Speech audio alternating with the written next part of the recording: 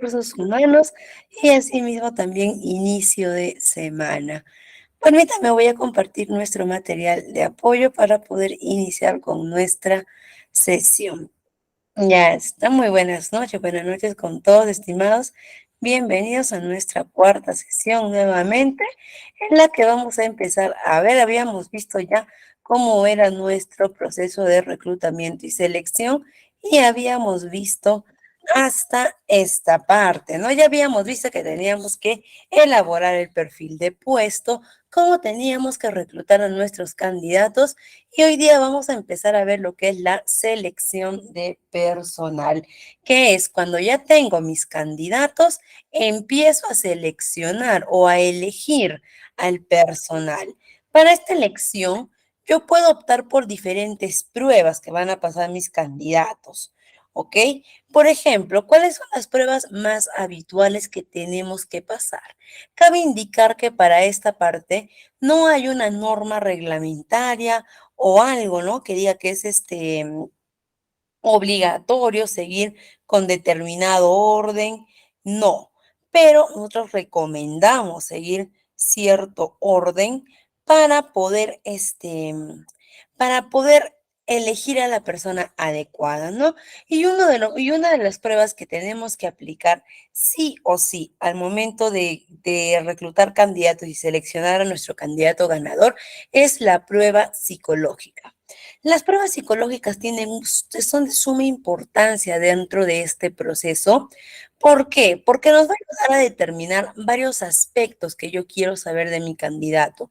Primero, desde aspectos como confirmar habilidades y competencias que éste pueda tener.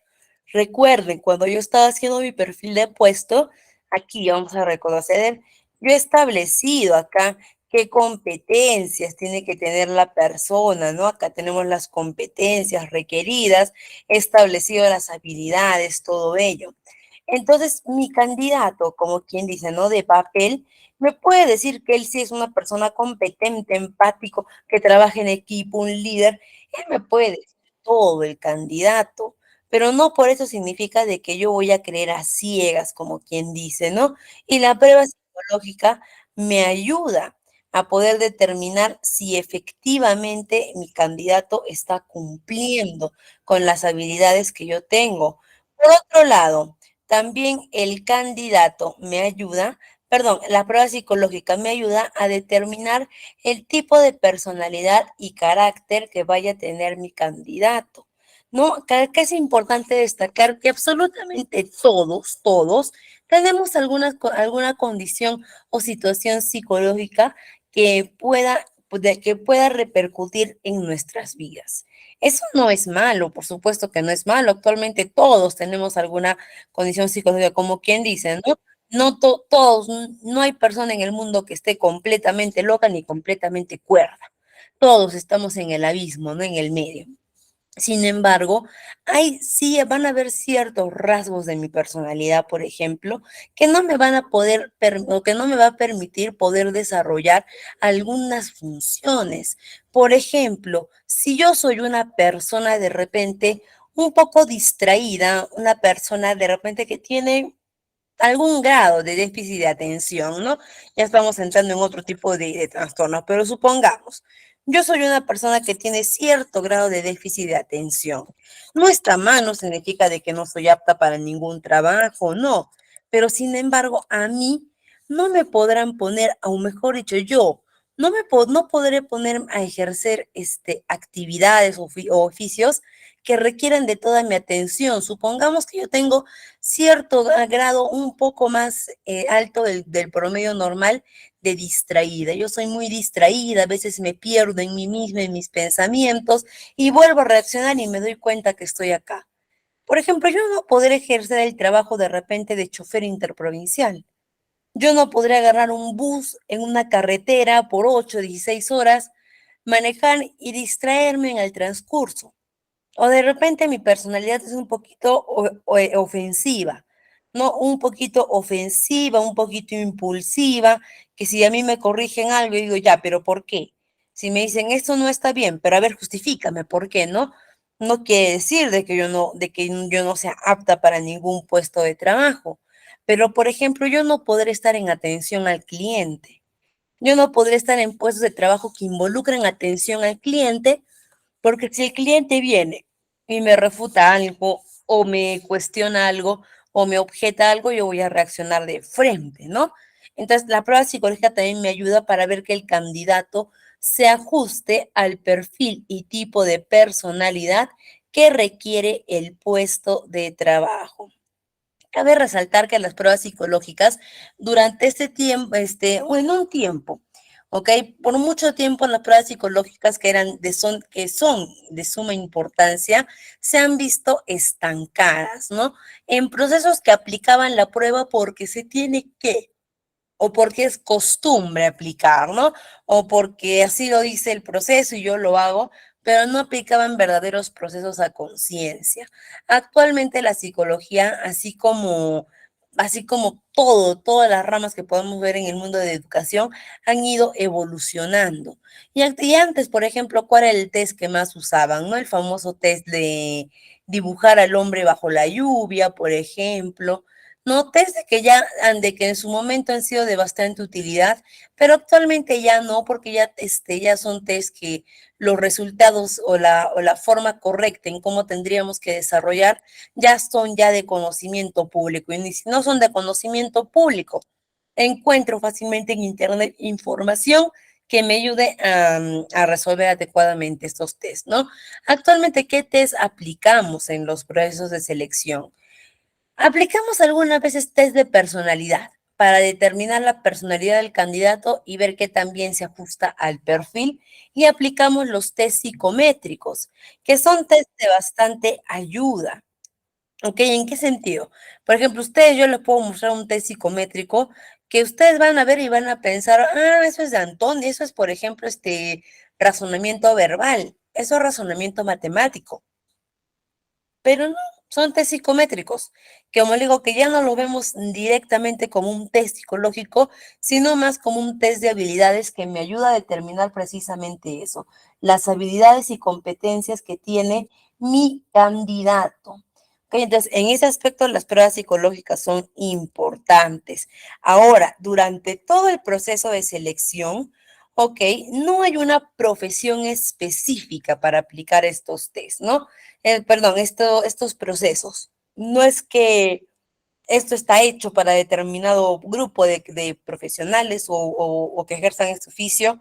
No, de hecho, un administrador tranquilamente podría hacerlo, un relacionista industrial, mejor aún, un abogado, un contador, el asistente social, tranquilamente podrían hacerlo. Pero específicamente en esta parte de la selección sí se va a pedir la intervención y el apoyo del psicólogo. Porque va a ser el psicólogo quien nos va a poder dar una mejor interpretación de las pruebas que se apliquen. Entonces, específicamente en esta parte, sí vamos a pedir el apoyo y la intervención del psicólogo. Otras pruebas que podemos aplicar a nuestros candidatos, la prueba de conocimientos o la prueba de competencias.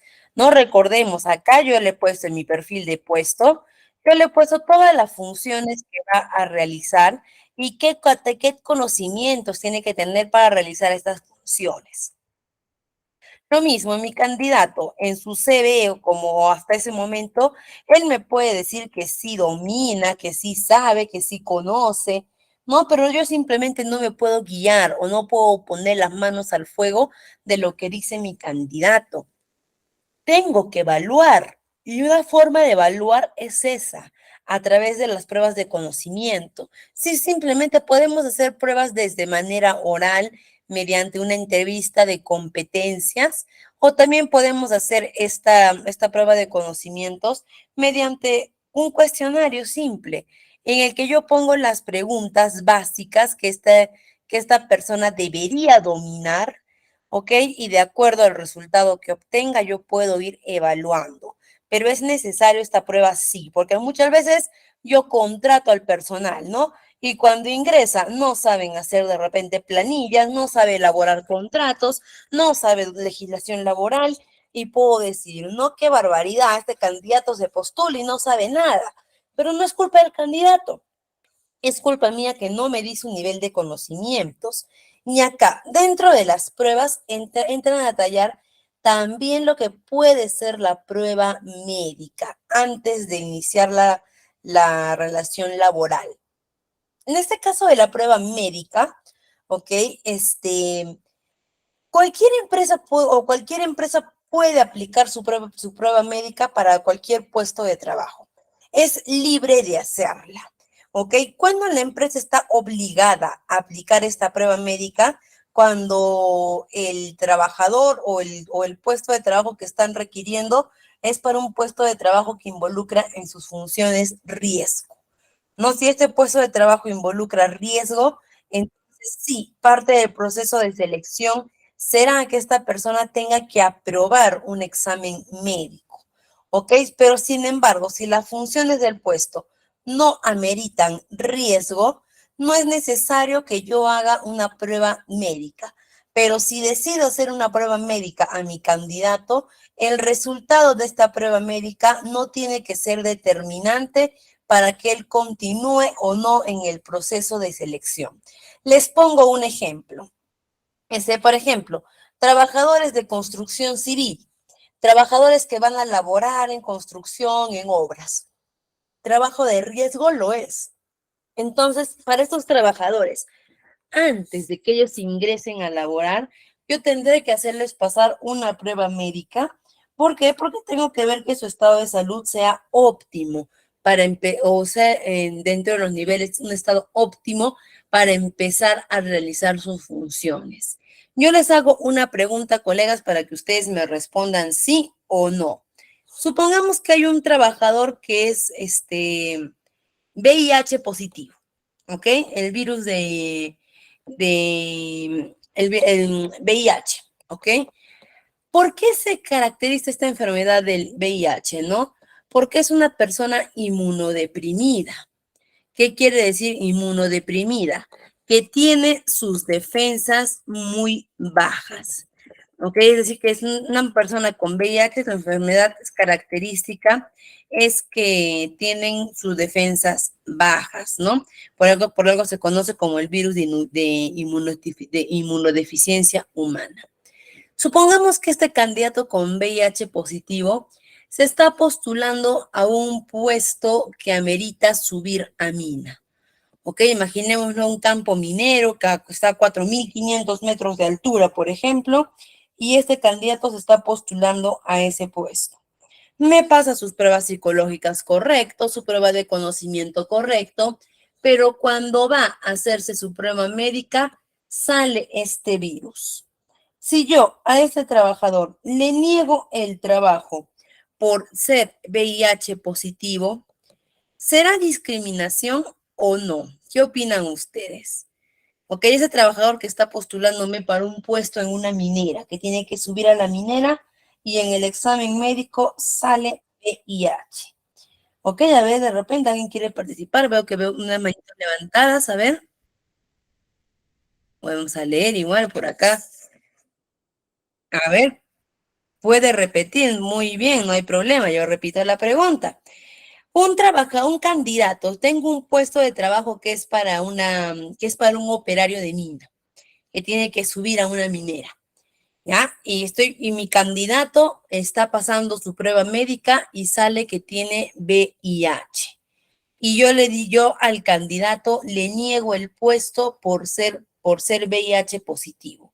¿Será o no será discriminación? ¿Qué opinan ustedes? Vamos, colegas, vamos, respondemos. Buenas noches, les saludo a Hugo Dávila. En ese tipo de casos sería discriminatorio porque es una enfermedad que hoy en día se puede controlar y hay mucha gente laborando teniendo esa enfermedad, ¿no? Muy Y bien, muchas gracias, no Hugo. veo que haya algún problema, pero sí sería discriminación. Listo, Hugo, muchas gracias por su participación. Sander nos dice porque la empresa no se va a arriesgar con la vida del trabajador, según las cláusulas de la empresa. No es discriminación, sí, por prevención, sí es discriminación. No es por seguridad, no podría. Ok, en este caso, por ejemplo, tenemos que analizar mucho el concepto. ¿ok? Tenemos que analizar mucho el concepto, las circunstancias, pero en este caso, no, si es que yo, a consecuencia de que el trabajador presenta esta enfermedad, ¿no? Que lo estamos poniendo como ejemplo, y yo le niego el trabajo, ¿ok? O mejor dicho, no lo contrato por esta causa, no estaríamos entrando en un caso de discriminación. ¿Por qué? Porque aunque una persona pueda tener controlada la enfermedad, todo ello, ¿ok? En este caso específicamente, ¿no? De VIH, no sabemos cómo puede evolucionar, porque esta es una enfermedad que definitivamente puede ir evolucionando. Y más aún, si es que yo a este trabajador lo voy a mandar a condiciones extremas, como es subir a una minera, 4.500 metros de altura, donde el clima es extremo. Y de repente el trabajador en un clima normal puede estar totalmente controlada la enfermedad, pero no sabemos cómo esta enfermedad pueda reaccionar ante climas extremos como son las mineras, ¿no? Y más allá de la afectación que pueda tener la empresa, si el trabajador puede o no puede trabajar, no se puede poner en riesgo la vida del candidato, ni por más mínima que sea la opción. No se puede. ¿No? Entonces, pero como le digo, tenemos que analizar mucho el concepto, ¿no? ¿Por qué? Porque si fuéramos tan rigurosos o exquisitos, basta que yo tenga sobrepeso para considerar que es un factor de riesgo y no pueda entrar a ningún trabajo. Basta que por ahí tenga asma, factor de riesgo, no puedo entrar a ningún trabajo. Entonces, ninguno estaríamos trabajando actualmente porque no todos somos 100% sanos. Entonces, en esos casos sí se tiene que evaluar todo el contexto para ver si se le puede dar o no. Pero en este caso es discriminación. En este caso, ¿por qué? Porque la condición, no es discriminación, perdón, porque la condición extrema puede afectar la salud del trabajador. Sin embargo, si mi puesto es un administrador dentro de la misma ciudad y yo le niego el trabajo a este candidato porque es VIH, eso sí sería discriminación, porque nada tiene que ver la condición laboral que va a tener acá como administrador con la enfermedad que ese trabajador padece. Nada. No va a ser condiciones extremas, su salud no se va a ver afecta. Entonces, en ese sentido, sí estaría entrando en discriminación, ¿no? Igual es como que yo tenga trabajos para una obra. Estoy construyendo un edificio de 10 pisos, ¿no? Y una persona en silla de ruedas viene y me dice, quiero que me den el trabajo y si no me lo dan, va a ser discriminación. No sería discriminación, es simplemente cuidar la integridad de la persona y no exponerlo a un riesgo innecesario, ¿no? Entonces, en ese caso, cuando son trabajos de riesgo como mineras, como construcción civil u otras funciones que ameriten riesgo, yo sí, antes de contratar al trabajador, tengo que hacer pasar su prueba médica. ¿Ok? Y después de ello ya puedo evaluar si lo puedo contratar o no. Les pongo un ejemplo. Hubo una denuncia a una empresa de construcción civil. ¿Ok? Una denuncia a esta empresa porque una trabajadora que ingresó a construcción civil estaba demandando que por causa del trabajo, de la fuerza laboral ejercida que se le exigió, ella tuvo un aborto. Ella perdió a su bebé. ¿Cómo fue esto? Que al momento en que la contrataron a ella no le exigieron ningún tipo de prueba médica antes de su contratación. Simplemente ella pasó los exámenes de rutina, como la evaluación psicológica, la prueba de conocimientos, todo ello y listo. La contrataron. ¿Ok? Pero ¿qué pasó? Que al momento en que ella empezó a ejercer su trabajo, empezó a ejercer la fuerza que meritaba el trabajo, empezó a tener malestares que eran anómalos para ella, ¿no? Por lo que ella requirió días de descanso, lo que le dijeron que no le podían dar porque tenía que ver con descanso médico de salud, por lo que ella continuó con su trabajo, ya cuando los síntomas de ella se acrecentaron o ella entró que ya no eran en lo normal, Ella recién fue al hospital por emergencia donde le dijeron que por la fuerza ejercida se había provocado un aborto. Y ella denunció a la empresa por esa situación, ¿no? Eso es un tema es un tema muy grande para analizar, ¿no? Para ver si en verdad hubo responsabilidad de la empresa, cuál es el grado de la responsabilidad de la trabajadora, pero sí sabemos que acá hubo algo importante. Primero, que este hecho se dio en las primeras semanas de trabajo, las primeras semanas que ella ingresó a laborar, y que este hecho pudo evitarse si es que antes de su contratación la empresa hacía su examen médico como debería ser. Si saben que ella va a entrar a trabajos de fuerza laboral, a trabajos de riesgo, la empresa debió hacer que esta trabajadora pase primero su examen médico para analizar que su estado de salud fuera óptimo, para que no se vea perjudicada al momento de realizar sus funciones.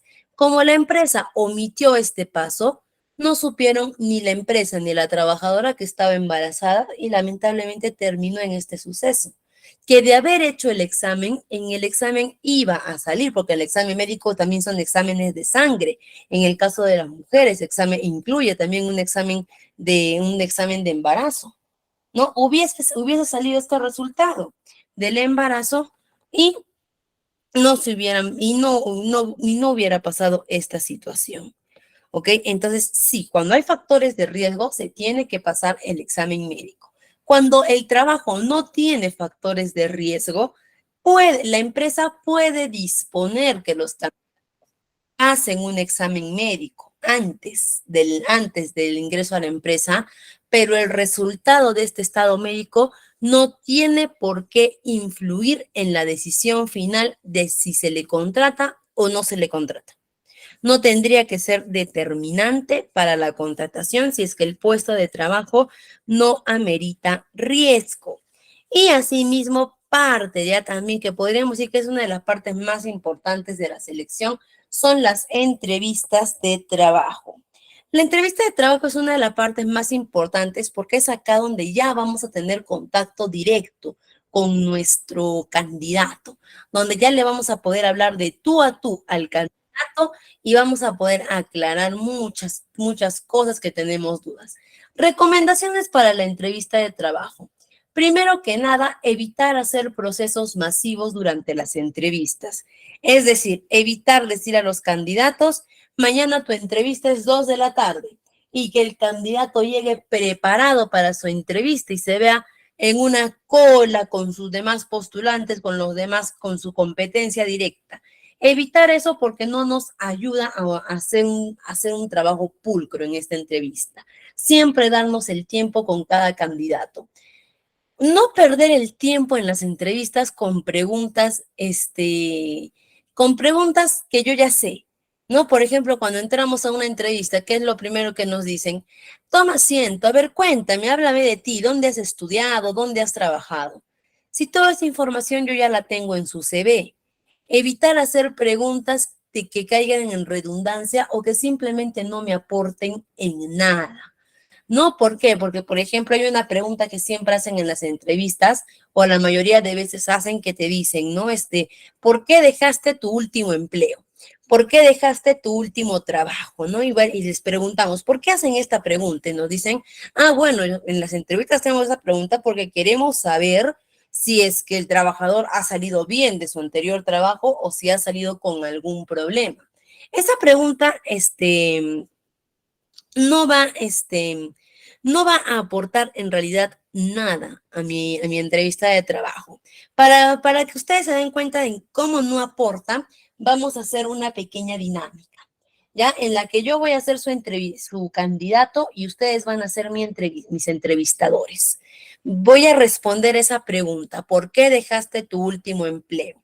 De acuerdo a mi respuesta, ustedes me dicen si me contratan o no me contratan, ¿no? Es decir, vamos a hacer la pregunta, yo les voy a responder como si fuese el candidato y después de mi respuesta ustedes me dicen si la contrato o no me contratan de acuerdo a la respuesta que les estoy dando. Entonces ustedes, mis reclutadores, me preguntan, me dicen, Vania, ¿por qué dejaste tu último trabajo? Y yo les respondo, bueno, yo dejé mi último trabajo porque en realidad no me hubiese gustado dejarlo, no era una empresa en la que yo aprendí mucho, me gustaba mucho, pero me despidieron. Cometió un error en la empresa, un error que tuvo costos, un error que tuvo consecuencias y la empresa decidió que lo mejor era ya no contar conmigo en la empresa y decidieron retirarme de la empresa. ¿Me contratan o no me contratan, colegas? A ver, ¿qué opinan ustedes? De acuerdo a mi respuesta, ¿me contratan o no me contratan? A ver, vamos, colegas. Depende, me dicen, ¿no? Únicamente con la respuesta que les estoy dando. ¿Ok? Únicamente con la respuesta que les estoy dando. Es referencial, no, no me contratan, ya está, no me No, contratan. no la contrato. Perdón, No, no, no, Miss, no la contrataría. ya está, no me contratan. Entonces vamos a ver otra respuesta que yo les digo, listo, no me contratan, entonces les respondo. Bueno, yo decidí salir de mi última empresa porque tenía muchos problemas con mi jefe. Lamentablemente, mi jefe y yo ambos tenemos carácter fuerte, ambos chocaban, bueno, mi ex jefe, ¿no? Chocábamos mucho, llegamos a las discusiones, a las faltas de respeto, y como él es el jefe, él no iba a salir. Entonces yo decidí salir de la empresa porque ya la relación era insoportable. ¿Me contratan? No me contratan. Sí me contratan por ahí. No, todavía, algunos todavía No, no. todavía no. Todavía no, me dicen, no, listo, todavía no. Por ahí hay alguien que sí me contrata, pero la mayoría todavía no me contrata. Vamos entonces con otra respuesta.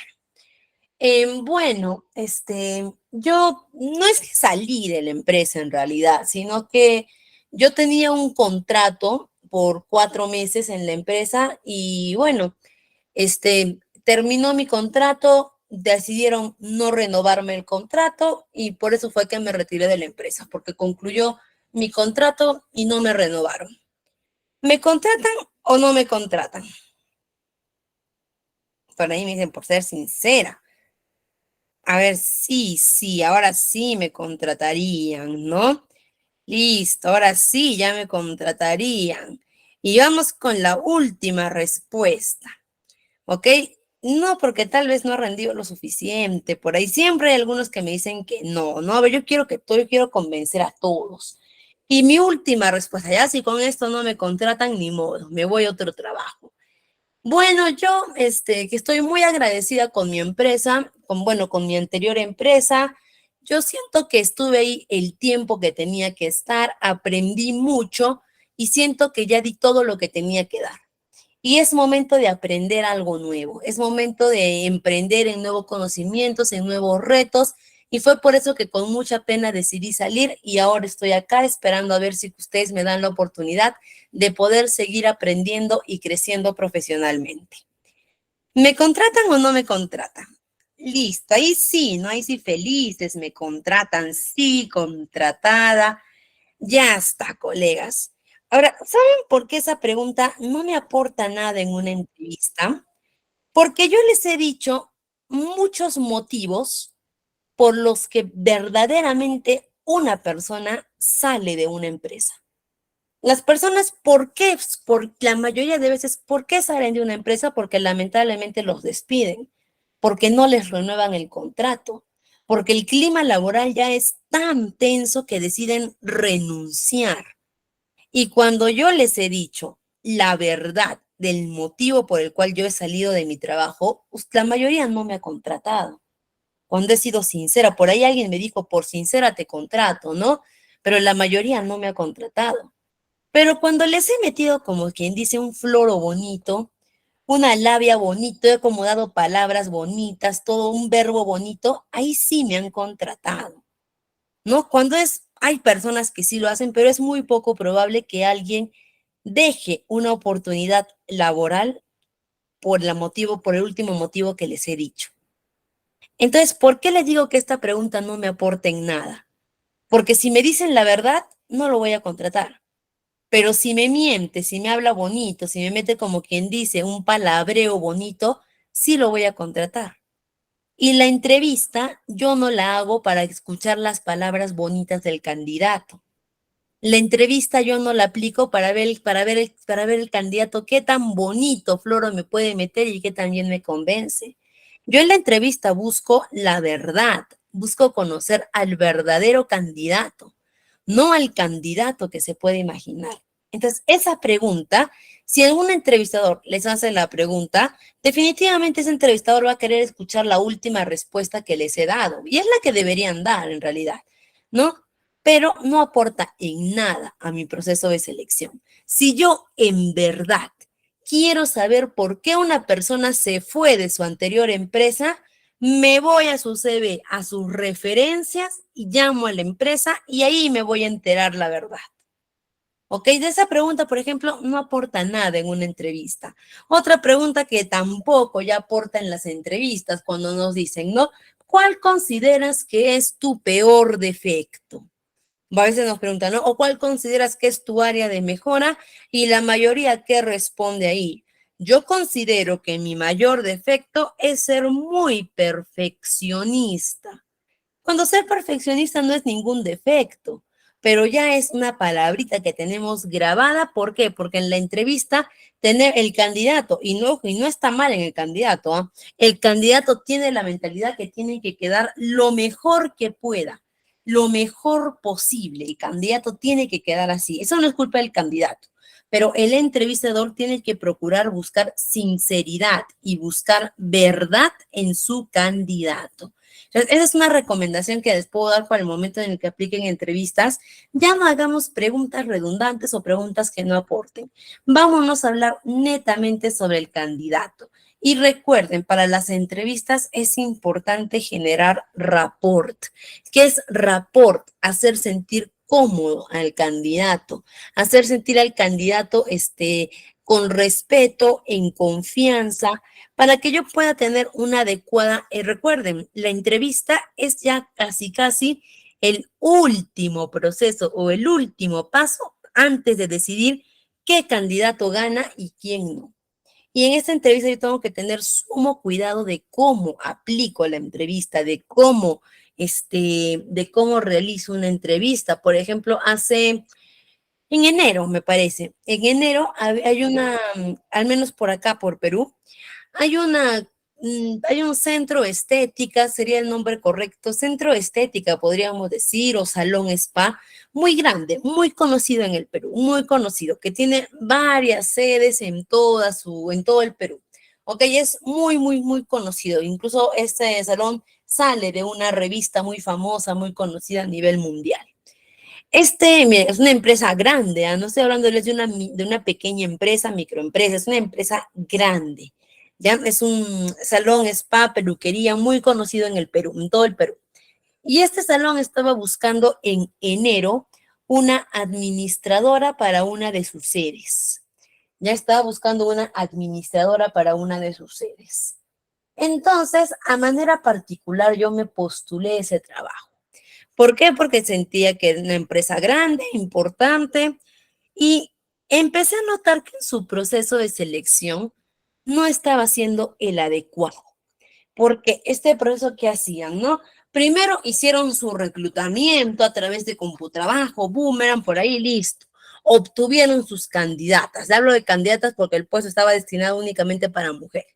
¿Ok? Obtuvieron sus candidatas, obtuvieron sus 20 candidatas. ¿Qué hicieron? A las 20 candidatas las convocaron a una reunión por Meet. Todas las 20 candidatas en un mismo Meet, donde dieron la información general del puesto, todo, y dijeron, muy bien, vamos a empezar con una entrevista previa al proceso de selección, una pre-entrevista, ¿no? Y agarraban y decían, listo, a ver, candidata tal, respóndanos la siguiente pregunta, listo, muchas gracias, se puede retirar. Candidata B, candidata C. Es decir, empezaron a hacer la pre-entrevista a las candidatas delante del resto de candidatas, es decir, todas escuchamos las entrevistas de todas. Empezamos con el proceso, ¿no?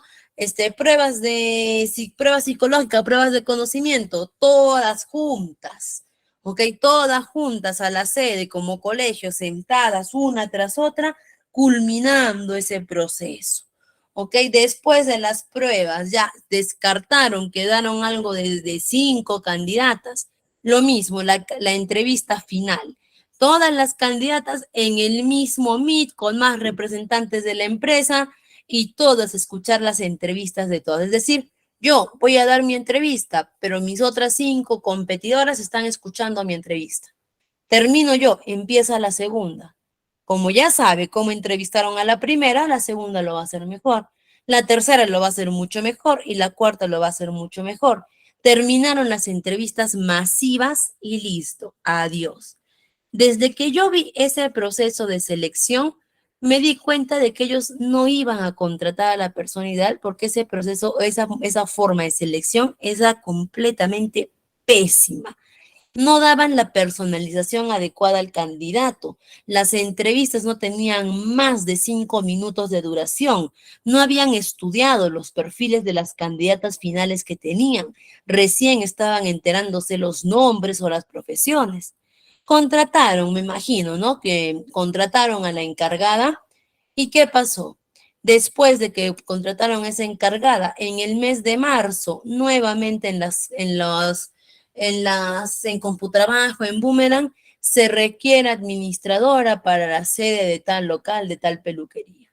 ¿Qué quiere decir? Que la persona que contrataron de repente no rindió en el puesto, de repente la persona renunció porque no era lo que esperaba del puesto, de repente las funciones eran muy diferentes, no contrataron definitivamente a la persona ideal y tuvieron que volver a empezar de cero. Es por eso que esta parte de la selección, no es largo el proceso de esta parte de la selección, pero sí es bastante de atención y personalización a cada uno de los candidatos, porque después de la entrevista yo ya voy a tener a mi candidato ganador. Yo ya voy a tener quién es el candidato ganador y ese candidato ganador tiene que pasar una transición de ser candidato ganador a trabajador. Y esa transición la conocemos o mejor dicho, y esa transición se da a través del contrato de trabajo, de la contratación. Primero, ¿qué es un contrato de trabajo? Muy sencillo. Un contrato de trabajo es un documento legal en el cual se define y se afianza la relación laboral entre el trabajador y el empleador. Es el medio legal por el cual se establece la relación laboral. Nosotros tenemos muchos tipos de contratos, ¿ok? Pero en realidad no muchos, solo tenemos 2 tipos de contratos. El contrato a plazo fijo y el contrato a tiempo indeterminado. El contrato a plazo fijo quiere decir que tiene una fecha de inicio y una fecha de fin. Y el contrato a plazo indeterminado quiere decir que tiene una fecha de inicio, pero ya no una fecha de fin. Dentro del contrato a plazo fijo, que tiene una fecha de inicio y una fecha de fin, tenemos diferentes modalidades de contrato. ¿Ok? Que ahí ya podemos ver contrato por labor, por suplencia, accidental, de aprendizaje, ¿ok? Todos ellos.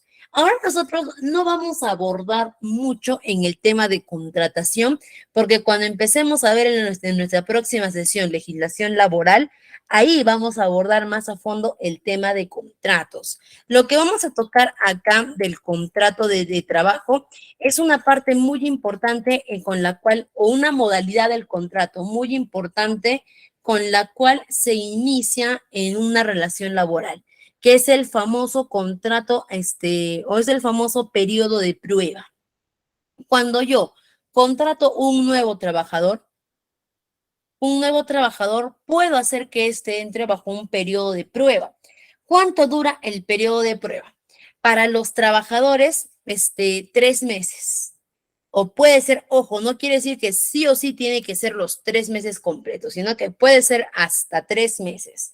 Es decir, yo puedo establecer que puede ser 1 mes, 2 meses, pero un máximo de 3 meses.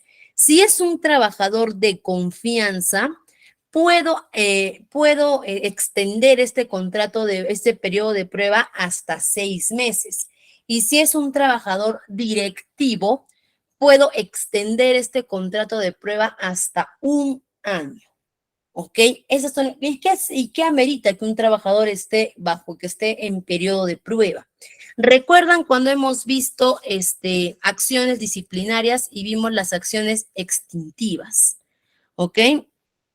Cuando vimos las acciones disciplinarias extintivas, es decir, ya para eliminar a un trabajador, como se dice, o para despedirlo, vimos de que yo no podía despedirlo simplemente porque quería, o simplemente porque ya no quería y no, ¿no? Teníamos que establecer teníamos que establecer que tuviera documentación, evidencia del mal desempeño y hacer todo el proceso de despido. Cuando un trabajador está en periodo de prueba, en los 3 meses de periodo de prueba, yo puedo, por así decir, despedir al trabajador en cualquier momento de este periodo de prueba y sin tener una causa o justificación para hacerlo. ¿Ok? El periodo de prueba a la empresa la protege del despido arbitrario. En otras palabras, yo pasé mi proceso de entrevista, aprobé, gané la selección de personal y me contratan y me dicen que voy a estar 3 meses en periodo de prueba. Desde el primer día de trabajo yo debo estar ya en planilla de mi empresa. ¿Ok? Entonces, pero de repente estoy trabajando 2 meses y la empresa viene y me dice, sabes qué, Vania, te agradecemos por este tiempo, mira, el rendimiento que has tenido no es el que esperábamos, entonces hasta el día de hoy vas a trabajar. Muchas gracias. La empresa puede hacer eso, porque yo estoy en periodo de prueba, que lógicamente sí, me tienen que cancelar mis días, si es que llevo más de un mes trabajando, mis beneficios truncos, sí, me tienen que cancelar lo que me corresponde, sí, pero dentro de esos 3 meses pueden disponer de mi retiro de la empresa.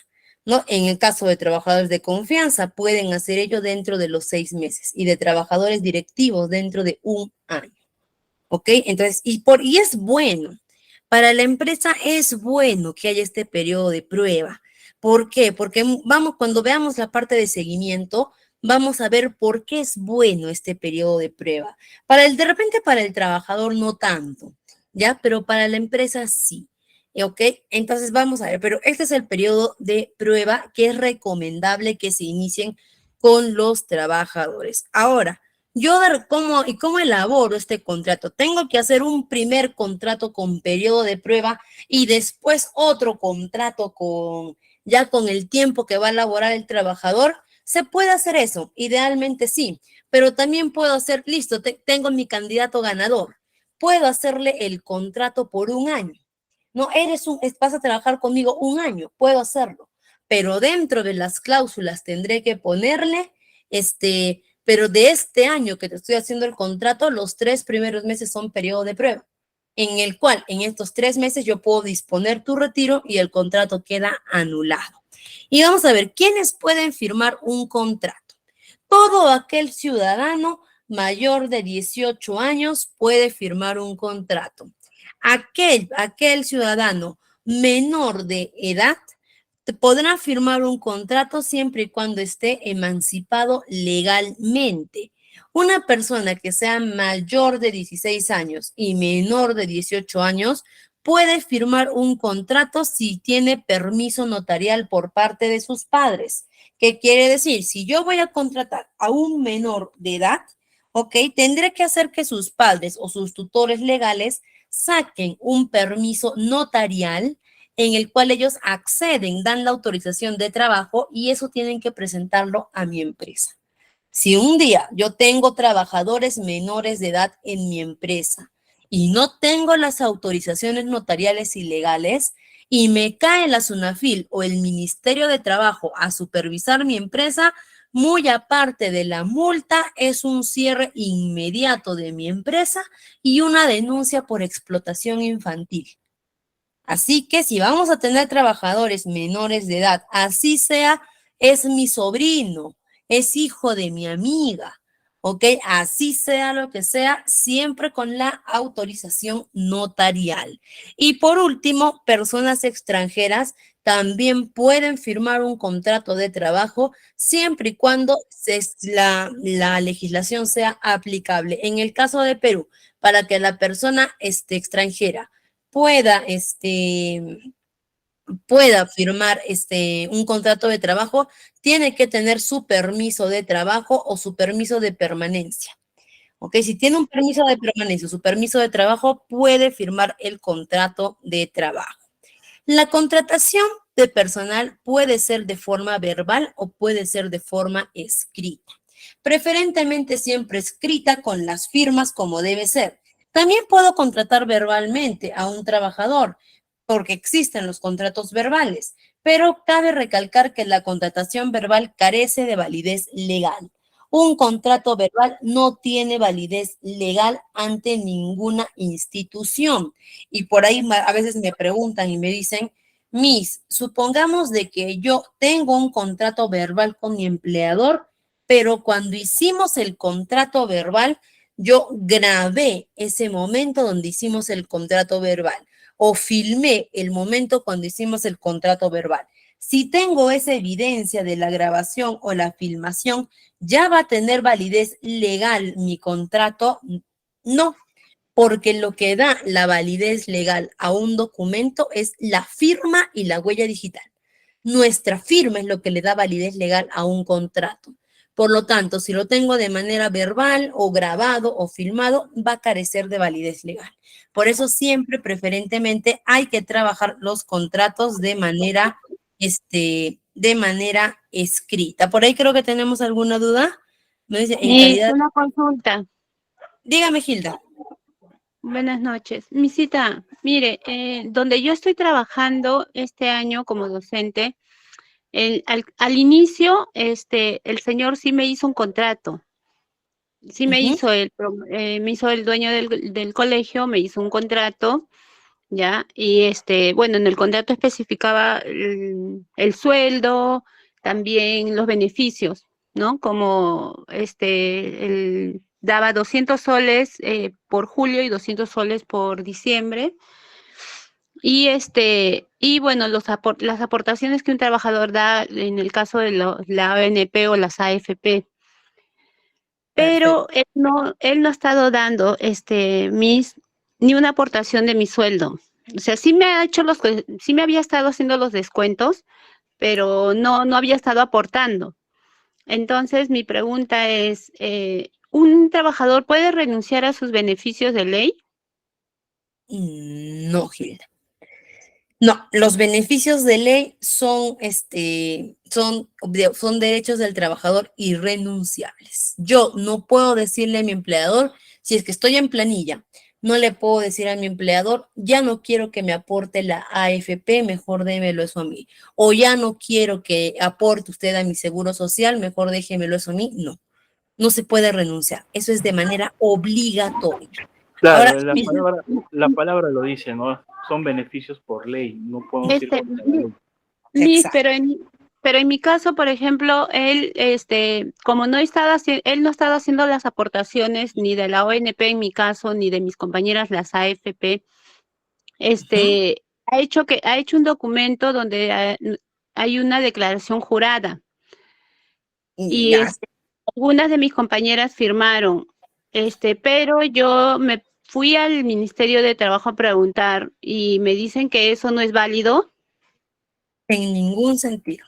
No es válido y carece de fondo. Hasta yo podría decirles que ya es como que hasta una estafa. Entonces, no. Por más declaración jurada que hagan, por todo, por más acuerdo que tengan, no pueden renunciar a esos beneficios de ley. Mire, Gilda, yo Entonces, le acabo de mandar un enlace, ingrese usted a ese enlace y le va a pedir que ingrese su DNI, el nombre de la empresa, el RUC, todo ello, y le va a arrojar si es que usted pertenece a la planilla de esa empresa. Si no le sale nada, es porque usted no pertenece a la planilla, por lo tanto, el empleador no correspondía que haga ningún aporte. Y por lo tanto, usted ahora puede ir al Ministerio de Trabajo, una FIL, de hecho, no al Ministerio de Trabajo. usted puede ir a la SUNAFIL a denunciar primero que no tienen planilla, que le han hecho los descuentos en el sueldo, más no han hecho ninguna aportación, y eso ya entraría en calidad de estafa laboral, ¿ok? Pero si usted sí figura en la planilla y usted ha visto que en su AFP o en su ONP, en su caso, no están los aportes hechos, puede ir también a la SUNAFIL y puede denunciar que su empleador no está cumpliendo con las aportaciones de ley que le corresponden. Pero Yo ya esos averigüé, beneficios y Miss, renuncia. yo ya me averigüé, no estoy en la planilla y sí fui a conversar con el señor y mis compañeras también, porque este año recién estoy trabajando en esa empresa. Entonces, mis compañeritas en su caso tampoco están, nos hemos sorprendido porque cada una de nosotros ingresó por desde sus dispositivos a ver nuestras aportaciones de este año, porque supuestamente habíamos firmado un contrato que yo lo tengo firmado con huella y digital de ambas partes, pero no, nunca hizo ninguna aportación. Y sí le reclamamos al señor y el señor dijo que era cuestión de su contadora que no había depositado, pero nos parece algo raro porque somos 3 chicas las que estamos así, 3 docentes que estamos así que nos descuentan, pero que no hay aportaciones. Ya está, Entonces, por eso le digo. Por eso le digo, y primero la tiene que declaración ver, jurada que él quiere hacer firmar, ¿eso tampoco no es válido? así usted firme la declaración jurada, legalmente no es válido. Ah, ok. Así la firmen, legalmente no es válido. No es válido, ¿ya? Ahora, por eso le digo, trae dos opciones. O su empleador no está aportando a su AFP o a los ONPs porque simplemente no están en planilla, o a pesar que están en planilla, no está aportando. ¿De qué es una falta? Es una falta.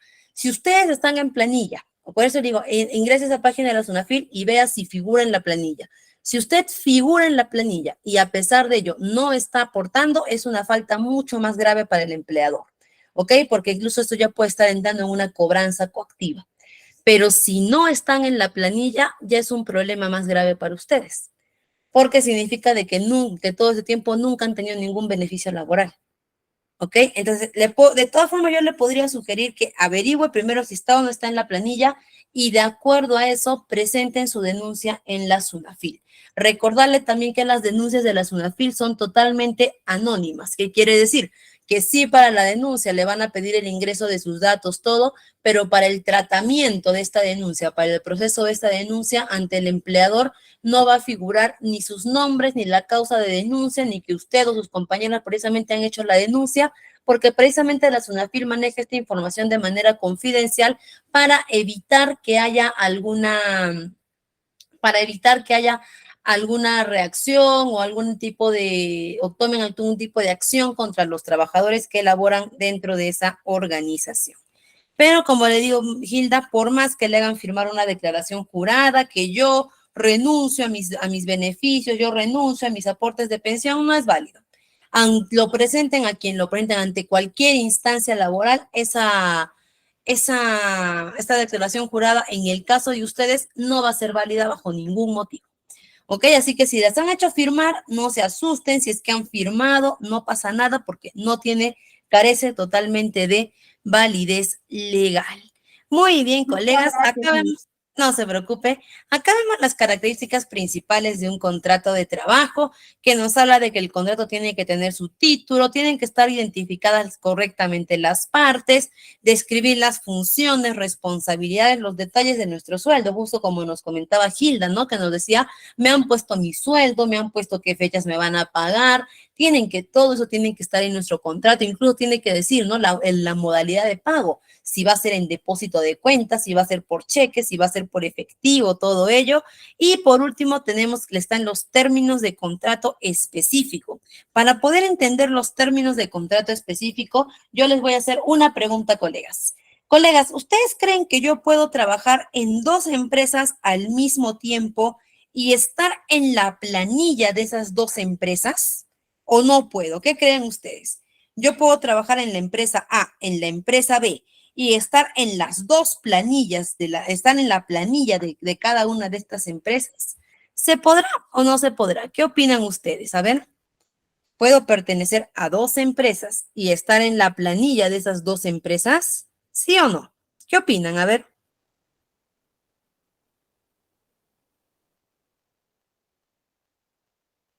Vamos, colegas, a ver qué opinamos, qué opinamos.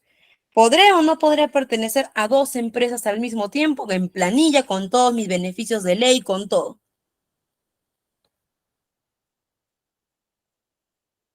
A ver, por acá vamos a leer algunos comentarios. Sí, sí es posible en el sector privado. No se puede, sí, no se puede. Ok, no se puede.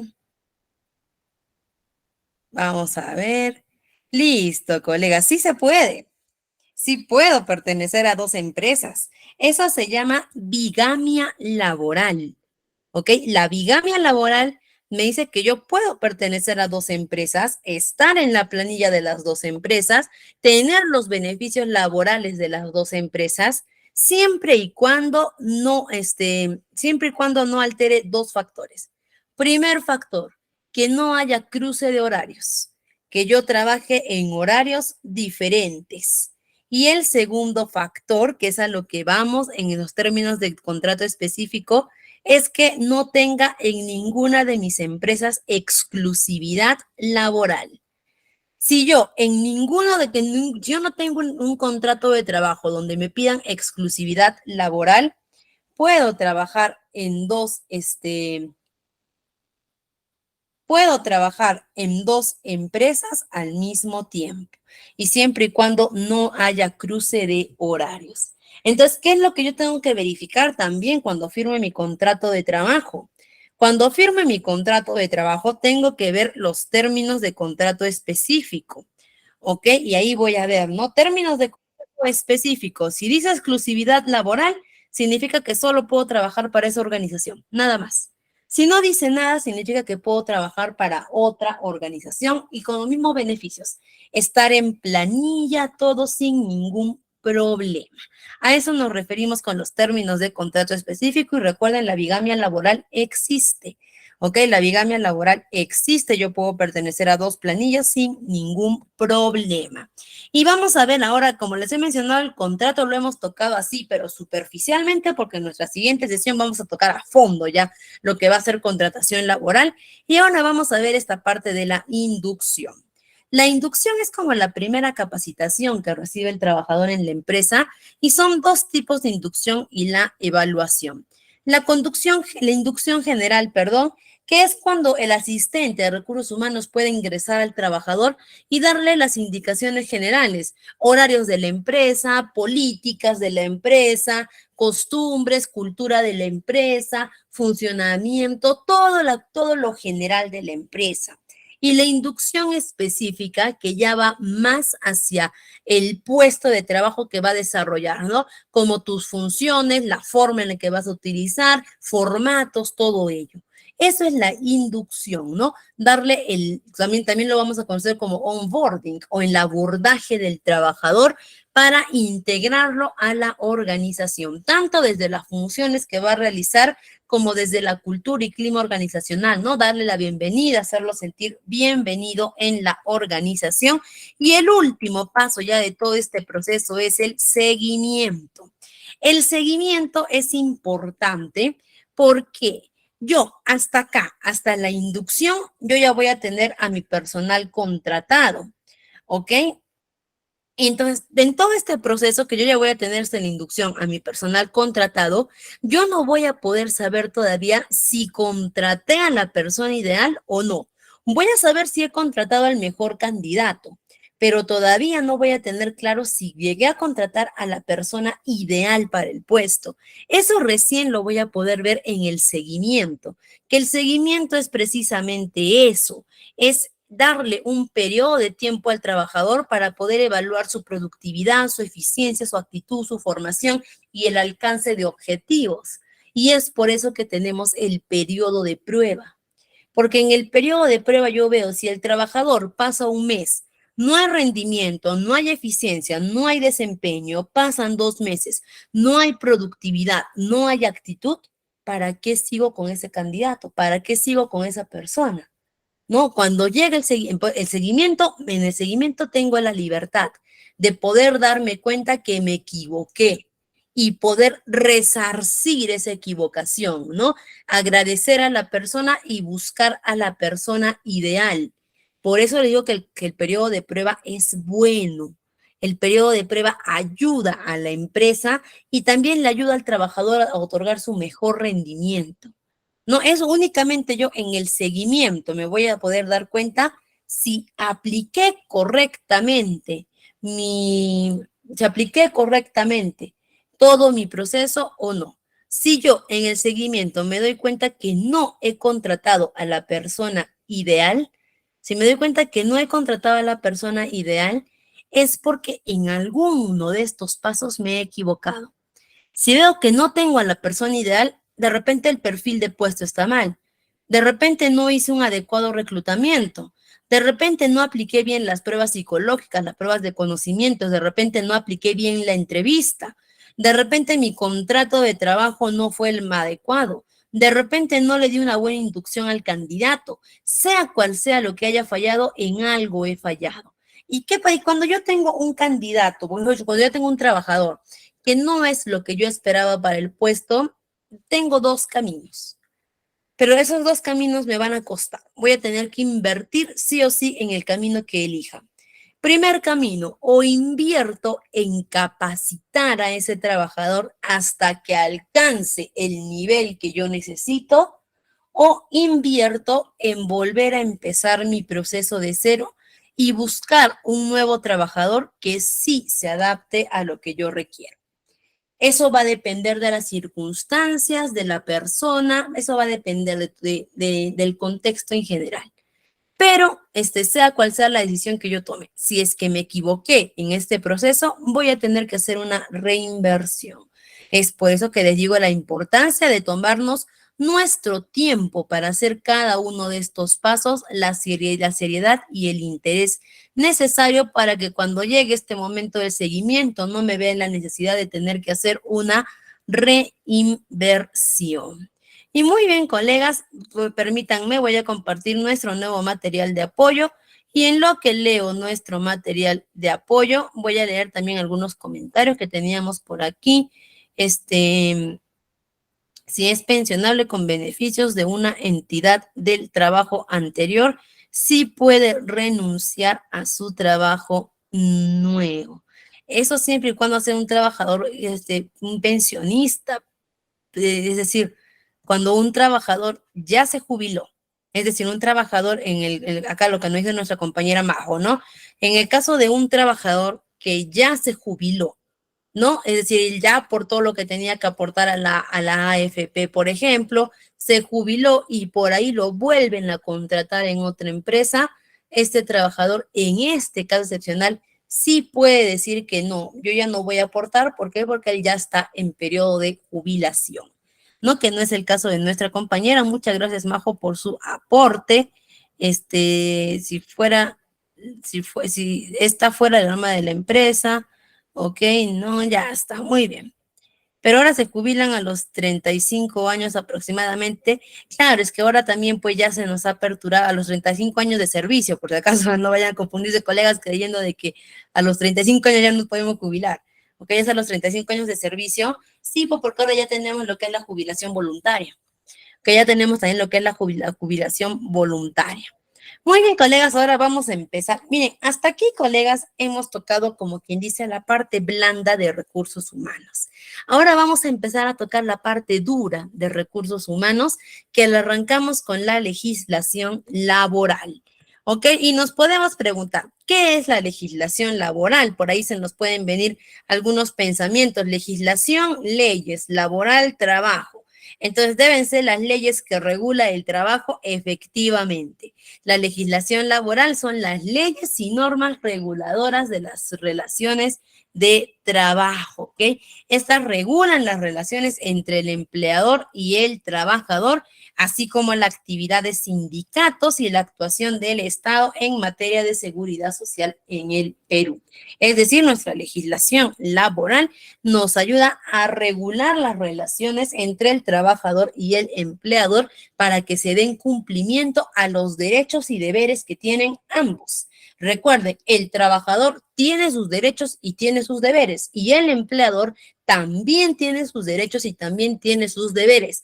La legislación laboral procura que ambas partes se cumplan, tanto sus derechos como sus deberes. Y dentro de la legislación laboral tenemos dos ramas del derecho laboral: el derecho laboral individual y el derecho laboral colectivo.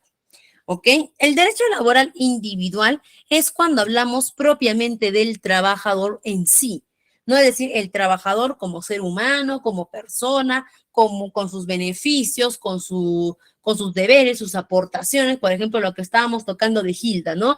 De que no puede renunciar a esos beneficios que ella le corresponden de aportar a su AFP o su ONP. Ahí ya estábamos hablando de lo que era legislación laboral, y en el caso de Hilda, lo que hemos estado hablando es un derecho individual que tanto ella como los trabajadores tienen. Y cuando hablamos de derecho colectivo, ya nos vamos a la rama de la defensa de derechos de los trabajadores de manera agrupada. Y cuando un grupo de personas o un grupo de personas se juntan para hacer prevalecer sus derechos ante una entidad o una institución, se les va a denominar el famoso sindicato de trabajo. Y vamos a tocar ahora el sindicato de trabajo. ¿Qué es el sindicato de trabajo? El sindicato de trabajadores. El sindicato es una organización o asociación integrada por personas que pueden ejercer el mismo oficio, la misma profesión, especialidad, o que estén trabajando dentro de un mismo centro, y ellos se unen en defensa de sus intereses. Nosotros tenemos muchos tipos de sindicatos. ¿Ok? Tenemos, por ejemplo, el sindicato de oficios. ¿Ok? ¿Qué quiere decir el sindicato de oficios? Imagínense que tenemos Totus, Wong y Metro. ¿Ya? Totus, Wong, Totus, Metro y Plaza Vea.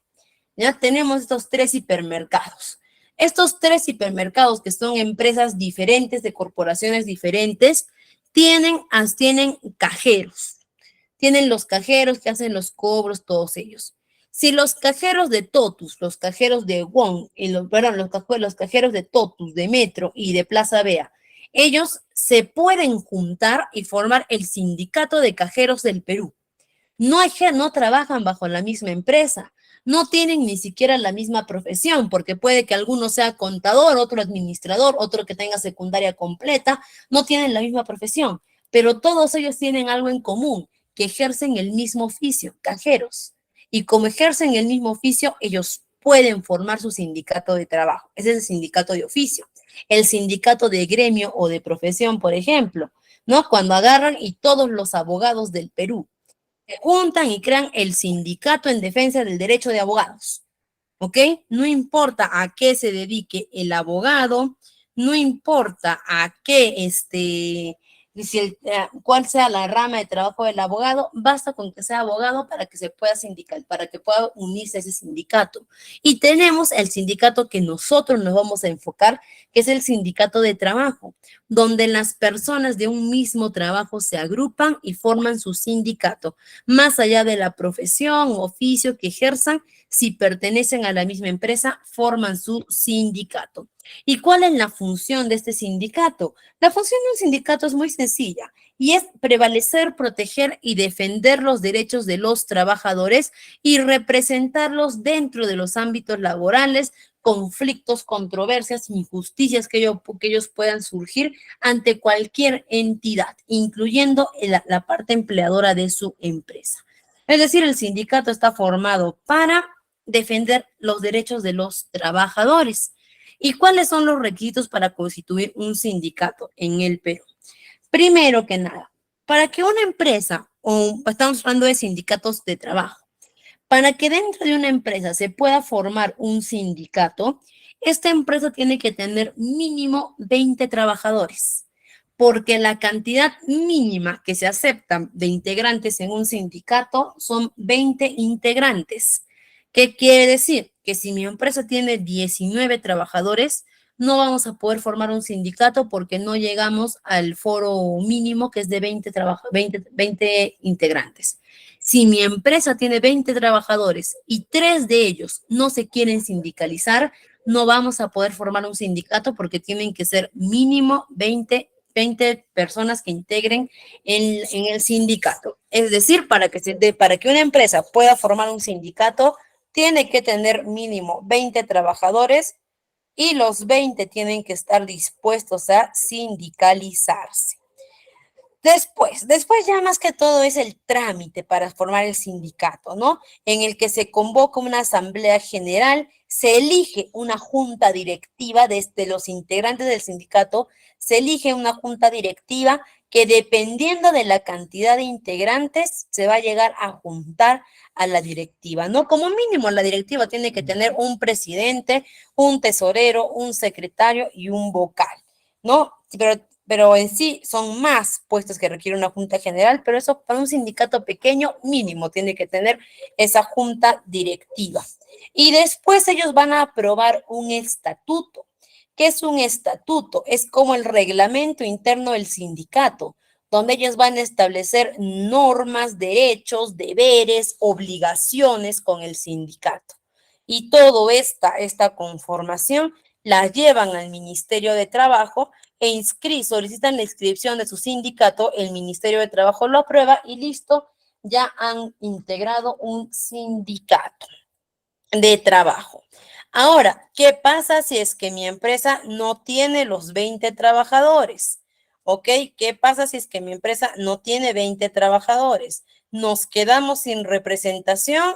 No, no es así. Si es que mi empresa no llega al tope de trabajadores para formar un sindicato, podemos elegir 2 delegados de trabajo y que estos delegados nos van a representar ante 2 entidades, ante el Ministerio de Trabajo y ante nuestro empleador, con las mismas prerrogativas que lo haría un sindicato. ¿Cuál es la diferencia entre el sindicato y estos delegados de trabajo? Primero, la diferencia más clara es que estos delegados de trabajo son esos, son delegados, no son sindicatos. Por lo tanto, no van a poder gozar de los mismos derechos que tiene un sindicato. Por ejemplo, el sindicato de trabajo o el sindicato de trabajo pide a todas las personas que están dentro de o que están sindicalizadas, les pide un aporte económico. Este aporte económico lo establecen en el estatuto, que puede ser 5 soles, 10 soles, 20 soles. A veces he visto sindicatos que manejan por porcentajes, ¿no? El 2%, el 3% de tu sueldo, ¿ok? Ellos establecen eso y los trabajadores que estén sindicalizados aportan al sindicato. ¿Por qué? Porque el sindicato se financia solo. En cambio, los delegados de trabajo, ellos no pueden pedir aportación a los trabajadores. El sindicato de trabajo goza de las horas sindicales. ¿Qué quiere decir? Que la junta directiva durante su jornada de trabajo va a poder disponer de cierta cantidad de horas al mes, dependiendo con el acuerdo con el empleador para poder laborar o para poder ejercer labores de su sindicato. Es decir, que dentro de sus 8 horas de trabajo, el empleador le va a tener que dar libre algunas horas para que haga actividades sindicales. Los delegados de trabajo no. ¿Ok? Son las diferencias. Ahora, acá tenemos por acá la afiliación de los trabajadores. Ante la formación de un sindicato de trabajo, todos los trabajadores tienen libertad sindical. ¿Qué quiere decir? Si yo quiero, me puedo sindicalizar. Si no me quiero sindicalizar, nadie me puede obligar. Es mi libertad sindical. Si yo me sindicalizo y después decido retirarme del sindicato, puedo hacerlo. Es mi libertad sindical. Segundo, en una empresa que tenga, obviamente tengo que ser trabajador de la empresa en planilla. Si estoy recibo por honorarios en una empresa, no me puedo sindicalizar. Tengo que ser trabajador de planilla. Segundo, por acá creo que teníamos esto ya. Si en mi empresa hay 2 sindicatos, ¿no? Porque hay organizaciones que son así, que tienen 2 hasta 3 sindicatos. Si en mi empresa hay el sindicato A y el sindicato B, únicamente me puedo sindicalizar en uno de ellos. No puedo pertenecer a los dos. O pertenezco al sindicato A o pertenezco al sindicato B, o por último, no pertenezco a ningún sindicato. Pero no puedo pertenecer a los 2 sindicatos. ¿Ok? ¿Y qué más nos dice? Si soy personal de dirección o desarrollo actividades de confianza, no me voy a poder sindicalizar, salvo que el sindicato me lo permita. Pero si el sindicato no me permite, no me voy a poder sindicalizar. ¿Por qué? Porque precisamente los trabajadores de dirección y de confianza se les considera de la parte empleadora, no de la parte trabajadora. Y el sindicato, ante negociaciones, pedidos, reclamos, solicitudes, lo va a hacer directamente con la parte empleadora. Entonces, no pueden haber personas que sean juez y parte en ese proceso de negociación. Es por eso que generalmente el sindicato no permite o puede denegar la sindicalización de trabajadores de dirección y trabajadores de confianza. Por último, el sindicato, vamos a ver, a ver por acá, por acá tenemos algunas consultas. Ahorita les leo sus consultas, no se preocupen. Ok, por último, el sindicato de trabajo, tiene, dentro de la organización, tiene varias funciones. Muy aparte de hacer respetar los derechos de los trabajadores, es buscar el bienestar de los trabajadores. Entonces, es por eso que el sindicato, hay que quitarnos un poquito de la idea errada que tenemos de que el sindicato es el encargado de pelear con la parte empleadora, de hacer huelgas, de hacer protestas. No, son muy pocos sindicatos que tienen esa pésima relación con sus empleadores, porque de ahí las relaciones suelen ser muy cordiales, muy buenas, ¿ok? Y todo eso, ¿y cómo logran esa relación cordial, muy buena? Mediante su convenio colectivo. ¿Y cómo se establece un convenio colectivo? El sindicato. El sindicato primero, antes de entrar, el sindicato primero va a empezar a ver de repente qué necesidades tienen los trabajadores.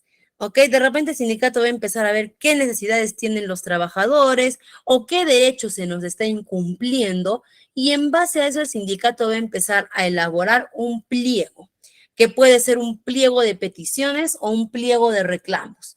De peticiones si quieren beneficios adicionales, de reclamos si es que hay derechos que se están vulnerando de los trabajadores. Una vez que el sindicato elabora este pliego, lo va a presentar a la parte empleadora para que la parte empleadora analice ese pliego y entremos a lo que se llama negociación colectiva. En la negociación colectiva, ya en la parte empleadora con sus directivos, su personal de confianza y el sindicato, mediante su junta directiva, sus representantes, van a entrar en una mesa de diálogo, donde van a empezar a discutir los puntos, van a empezar a evaluar y precisamente la palabra es esa, van a negociar. En caso de que la negociación no llegue a buenos términos, van a entrar a lo que es un arbitraje, donde una tercera persona va a venir a dar opciones, soluciones, todo ello.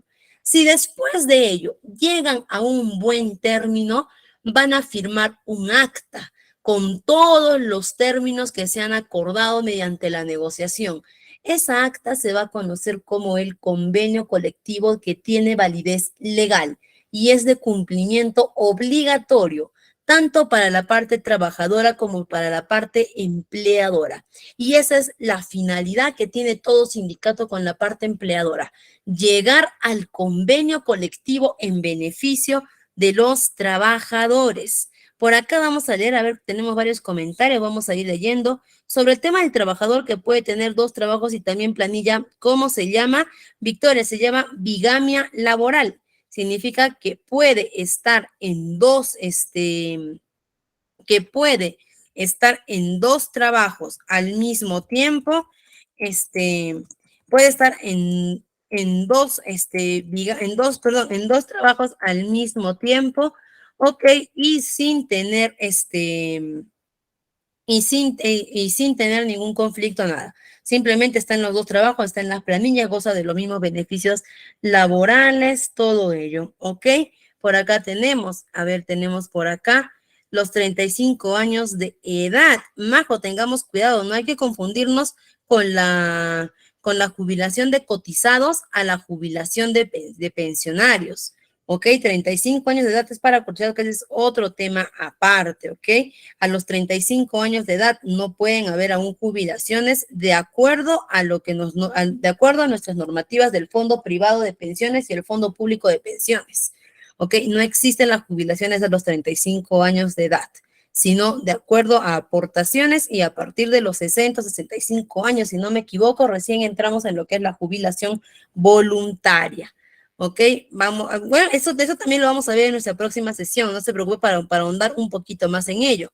Una consulta, si se comete algún error al seleccionar un trabajador, ¿vuelves a hacer todo el proceso de selección o existe la posibilidad de llamar a un postulante teniendo como referencia su entrevista y su CV? Jennifer, si es que cometemos un error, esa es una de las formas de soluciones que también tenemos. Retroceder un poco y volver a seleccionar al candidato que estaba en el segundo puesto.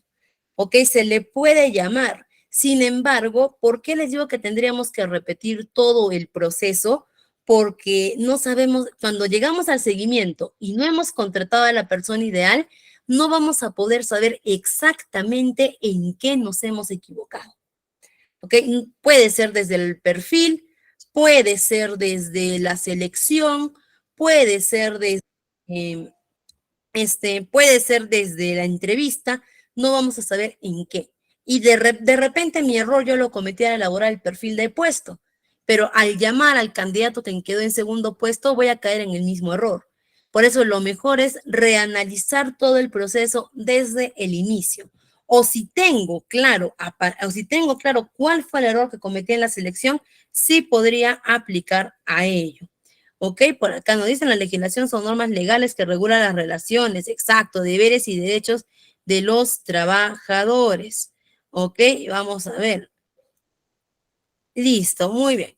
Vamos a continuar por acá y tenemos acá un ejemplo, más que caso práctico, es un ejemplo, ¿ya? De cómo es la actuación adecuada de un sindicato. Al ver esta imagen, muchos recordamos este accidente, ¿no? Este accidente que se dio entre este avión, por ejemplo, entre este avión y este camión de bomberos, ¿no? Que se dio, me parece, el año pasado, en noviembre, que se dio este accidente, este choque, que lamentablemente dejó en ese instante 2 pérdidas humanas de los 2 bomberos, y hace poco falleció el tercer bombero. No muchos recordarán este accidente. Para los que de repente no saben o no lo recuerdan, fue una lamentable colisión entre un camión de bomberos y un avión de la empresa LATAM. ¿Pero qué tiene que ver los sindicatos con este ejemplo, Miss? Les explico que tras la colisión en este accidente, en el choque, la policía de Pincri del Callao procedió con la detención inmediata de los 2 pilotos comerciales de la aeronave. Es decir, contra los 2 pilotos de la TAM procedieron a detenerlos de manera inmediata. ¿Por qué?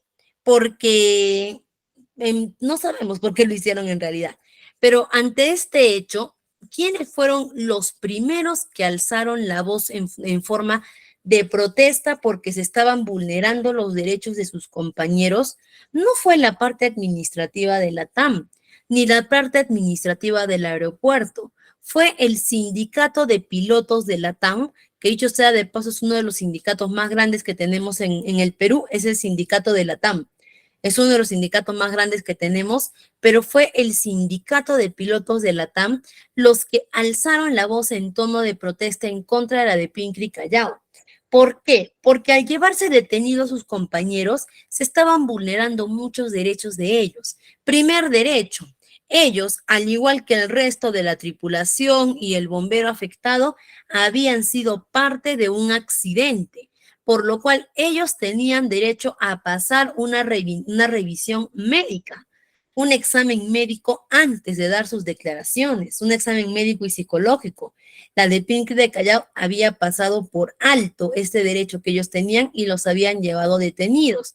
Y 2, porque al llevarlos detenidos ya estaban dando a entender a la opinión pública que ellos habían sido los responsables de la colisión cuando aún no había ningún tipo de investigación.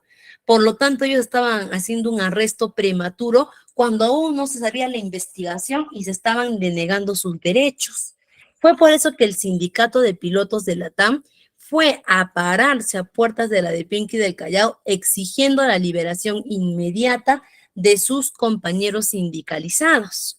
Al no recibir respuesta inmediata, ellos elevaron un comunicado a la Federación Internacional de Asociaciones de Pilotos de Líneas, es decir, como podríamos decir, al sindicato de sindicatos, ¿no? Ya lo más grande de los de pilotos de líneas aéreas, en la que esta Federación Internacional respaldó por completo la